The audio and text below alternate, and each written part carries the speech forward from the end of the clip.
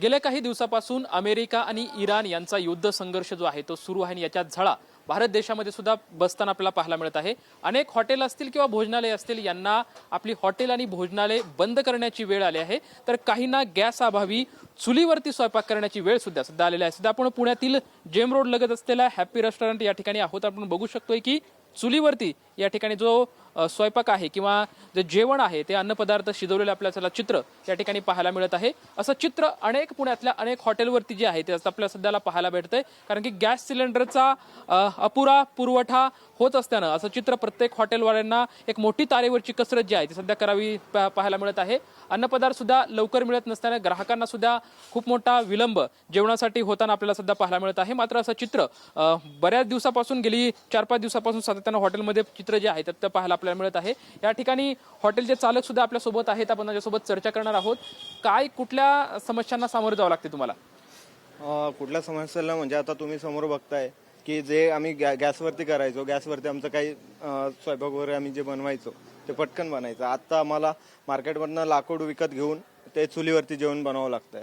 त्याचा साधारण ही जी परिस्थिती आहे, असं किती दिवसापासून तुम्ही आता हे चुलीवरती जेवणाचं बनवताय? आता जसं गॅसचा तुटवडा झालाय गेली 8 दिवसापासून, तर तेच 8 दिवसापासून गॅस नाहीये, तेव्हापासून हीच तारेवरची कसरत चालू झाली आहे। व्यवसायाला तुमच्या कसा फटका बसलाय? याचा नक्कीच त्रास म्हणावा लागेल, कारण काय होतंय कस्टमर सुद्धा त्यामुळे कस्टमरला लेट सर्व्हिस जाते। लेट सर्व्हिस गेल्यामुळे कस्टमरची पण चिडचिड वगैरे होते। ग्राहकांना पण आता जी आपण सर्व्हिस द्यायला पाहिजे ती देऊ शकत नाही। सिलेंडरच्या बाबतीत तुम्हाला काय सांगितलं ज्यावेळी तुम्ही मागणी करताय किंवा खरेदी करण्यासाठी जाताय, तर काय समजतं तुम्हाला त्याकडे? आम्हाला कळतंय की 4 दिवसात गॅस भेटेल, 5 दिवसात गॅस भेटेल, पण गेली 8 दिवसापासून तसं काहीच म्हणजे गॅस भेटत नाही।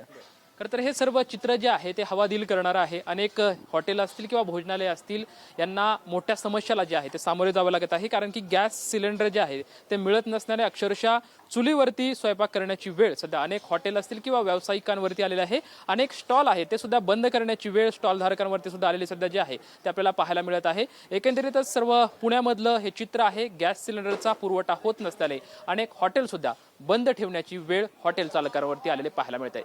कॅमेरामॅन सुशांत राऊत सोबत लक्ष्मण जाधव, टीव्ही9 मराठी, पुणे।